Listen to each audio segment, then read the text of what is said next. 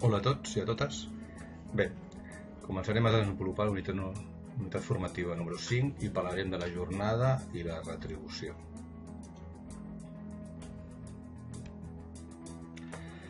En un principi, la llei 4 del 93, la qual modifica l'Estatut de l'any 80, considera que la jornada de treball són 40 hores efectives de feina. Generalment, respecte a la jornada del treball, hi ha dues tendències molt marcades. Per un cantó hi ha la tendència a reduir la jornada màxima legal. En aquest cas, per exemple, podríem parlar de França. França ha apostat una reducció de la jornada completa a 35 hores setmanals, però en aquests últims anys i ara actualment això s'està qüestionant perquè ha estat un cert fracàs en aquest sentit. Per altra banda, hi ha empreses que d'alguna manera necessiten augmentar el seu lloc de treball sense haver d'incrementar el sou i s'opta per el tema de la flexibilitat.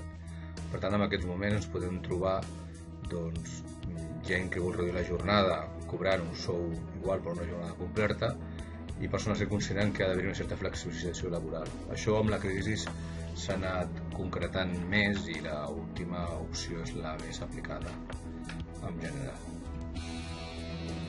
Per l'altre cantó, tenim que l'article 34 del text refós de l'Estatut dels Treballadors, esmentat anteriorment, estableix que la jornada de treball l'estableix el conveni col·lectiu. És a dir, nosaltres tenim una normativa general, que és l'Estatut de l'any 80, en el qual ens està parlant que la jornada és de 40, la jornada màxima és de 40 hores, en canvi el conveni el pot matitzar.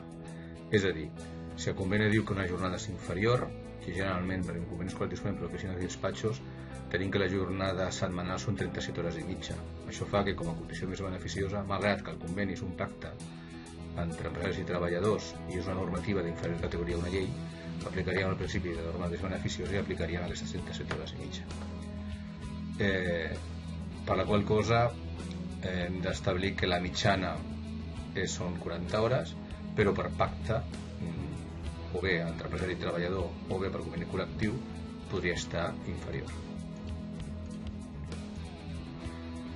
Per evitar certes arbitrarietats, l'article 34 del text refós de l'Estatut parla d'una sèrie de limitacions. En un principi, entre jornada i jornada no poden haver-hi més de 12 hores, així com no es pot treballar més de 9 efectives de feina.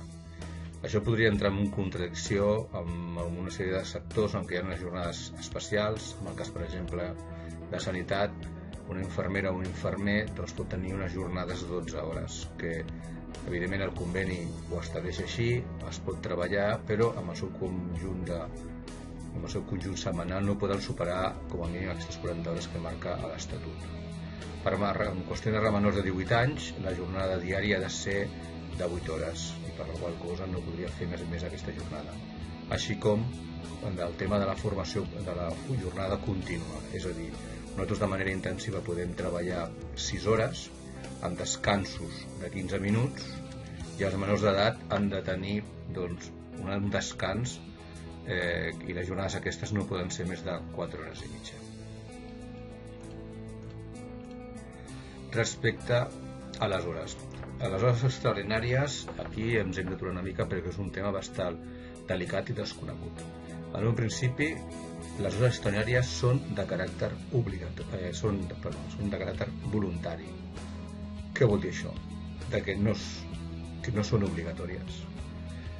Això ho estableix la normativa, ho estableix els convenis, i això suposa que moltes vegades a l'empresari, quan hi ha unes qüestions de caràcter puntual, un increment de la jornada habitual, evidentment pot recórrer a sol·licitar als treballadors i avisant-los en temps i forma, no de manera accelerada, ni obligant-los ni coaccionant-los a poder fer hores extraordinàries, per una qüestió puntual. I com a màxim hi haurà el límit de 80 hores a l'any. Què passa? Generalment molts treballadors se senten obligats a fer aquestes hores perquè la situació és complicada, és tensa, en la crisi tot això s'ha anat incrementant i llavors la llei estableix que les hores extraordinàries d'alguna manera s'han de penalitzar. Fa uns anys es pagaven d'una manera excepcional, fins i tot es pagava un 125% de la jornada habitual, i aquesta tendència ha canviat amb el temps.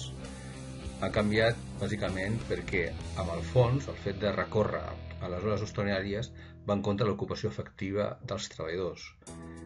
Què vol dir això? Doncs que si una empresa fa de manera sistemàtica fer hores als seus treballadors, amb el fons està encobrint una relació laboral, la possibilitat d'ocupar més persones. I això, evidentment, ni és ètic, i amb la situació en què ens trobem de manca de treball, ni és moral.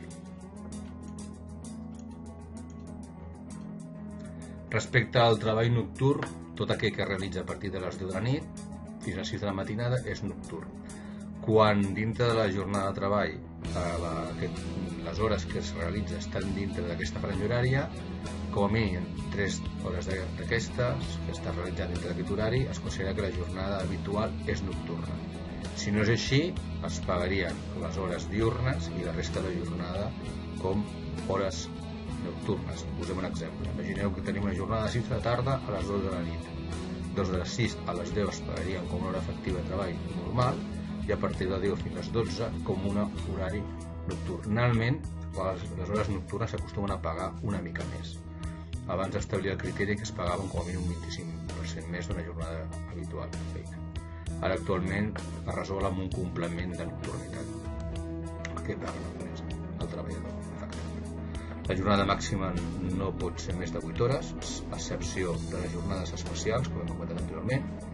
La remuneració l'estableix el conveni col·lectiu i, en aquest cas, les hores extraordinàries, amb el sentit que hem estat parlant abans, en el sentit de que, com que no es vol incentivar a fer hores extres, aquestes hores que es fan de més, en el cas que siguin necessàries, poden compensar en forma de descans. Evidentment, a un treballador que té una jornada de 8 hores i a l'empresari li demana i si quedi 2 hores més, aquestes 2 hores de sobreesforç de treball, en compte de complir la jornada de treball, no es poden compensar de cap de les maneres. Evidentment no són només 2 hores, sinó que són més, perquè tu estàs cansat i a més et fan ampliar la jornada en el que suposa. Per tant, la tendència és que el treballador pot acceptar una vegada o 2 vegades, però la tercera vegada, com que no sortirà a compte fer hores extraordinàries perquè ni compensarem i sí que s'hi poden acumular i fa un dia de festa, llavors possiblement l'empresari tingui dificultats perquè els treballadors no estaran predisposats a fer hores extraordinàries.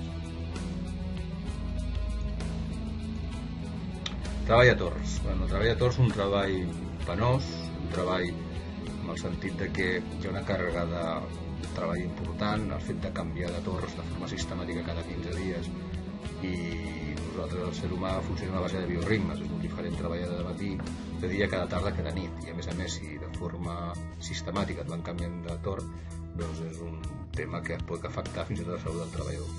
Això suposa que és una feina que és molt protegida.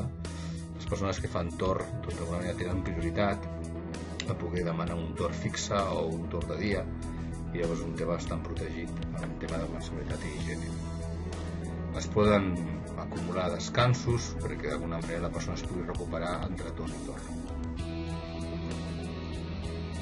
Descans setmanal. En un principi l'Estatut parla d'un dia i mig de descans setmanal. La tendència i la norma i el costum és que siguin 2 dies, els dissabtes o diumenges. Evidentment, si nosaltres fem una activitat de caràcter comercial i el dissabte al migdia treballem o el mateix dissabte, es compensi amb algun dia laborable de la setmana següent.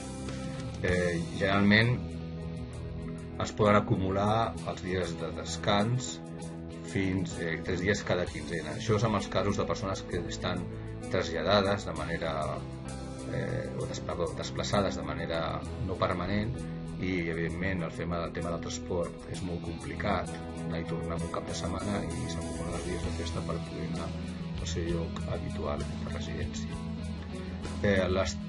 L'Estatut, a l'article 37, parla de les festes. Normalment en Catalunya tenim 14 festes anuals pagades i no recuperables. Bàsicament tenim les nacionals, que són Nadal, Any Nou, 1 de maig, el 12 d'octubre. La resta són fixades per la comunitat autònoma. I a més, també tenim aquí festes de caràcter local. Si hi ha festes que es poden traslladar dilluns, en el cas que coincideixi amb un diumenge. Quan les festes cauen en dissabte, generalment no es recuperen.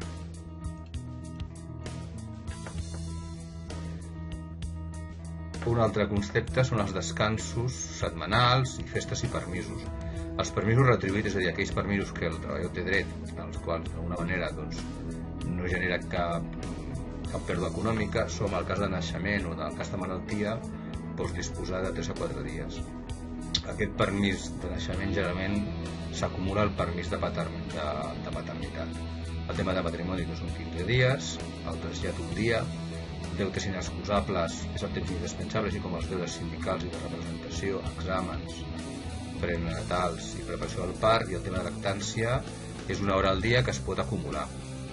I també pel tema de custòdia de fills doncs pots fer una reducció de jornada en aquest sentit. I una llei de conciliació de vida familiar i professional que millora aquestes condicions. El conveni col·lectiu pot millorar aquests permisos, i són permisos que estableix a l'Estatut que s'han de gaudir com a mínim.